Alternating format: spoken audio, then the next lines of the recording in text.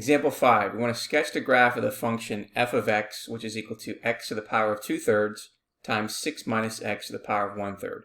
So the first thing we want to do is we want to find the derivative. Okay, so if we want to find f prime, the first derivative of this function, then what we're going to use is the product rule. So we know that the derivative of x to the 2/3 is going to be 2/3 times x to the negative 1/3.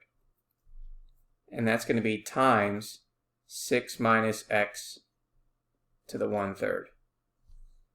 Okay, and then plus, if we take the derivative of 6 minus x to the 1/3, well, we know it's going to be 1/3 times x to the 2/3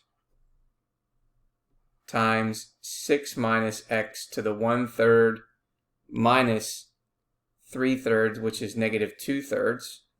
And the derivative of what's inside, well, the derivative of negative x is negative 1. Okay, so let's just go ahead and then continue to find our derivative. So I'll just write this as step 3. Okay, so what do we have? Well, if we have in the numerator we have 2 times 6 minus x to the 1/3 over 3x to the 1/3.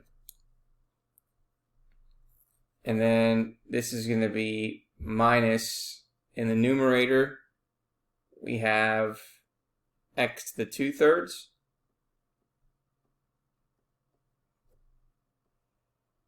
divided by 3 times 6 minus x to the 2/3. Okay, so what we want to do is we want to find a common denominator. So if we want to find a common denominator, well, it's going to be between the LCD is going to be 3 times x to the 1/3 times 6 minus x to the 2/3. The same thing over here, 3x to the 1/3 times 6 minus x to the 2/3. Okay, so what do we need to multiply by 3x to the 1/3 to get the new denominator? We need to multiply it by 6 minus x to the 2/3, which means we got to multiply the same thing in the numerator. So we're going to multiply that by 6 minus x to the 2/3. So if we multiply that together, we're going to get 2. And then if we multiply with the same base and add our exponents, if we add 1/3 to 2/3, that's 3 over 3, which is 1. So that's going to be 2 times 6 minus x in the numerator. Okay, now what do we have to multiply the next denominator? 3 times 6 minus x to the 2/3 to get the new denominator. We need to multiply that by x to the 1/3, which means we need to multiply the numerator by x to the 1/3. So if you multiply it by the same base, you have to add your exponents.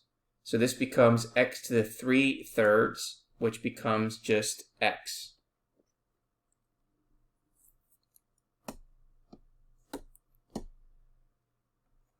So now let's go ahead and continue to solve here and combine it into one fraction. So if we distribute the 2, we get 12 minus 2x minus x.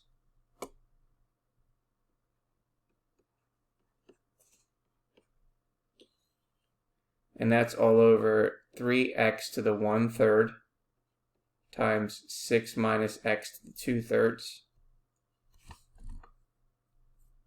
Okay, so let's combine like terms. So we get 12 minus 3x all over 3x to the 1/3 times 6 minus x to the 2/3. And so can we simplify something here? Well, we can simplify The 3 goes into 12 4 times, and this 3 goes into 3 1 time. So therefore, the derivative is going to be 4 minus x. Okay, and we should see that they both share a denominator of 3. So that means it's going to be over the cube root of x times 6 minus x squared. So therefore, there is the derivative of the first derivative of this function.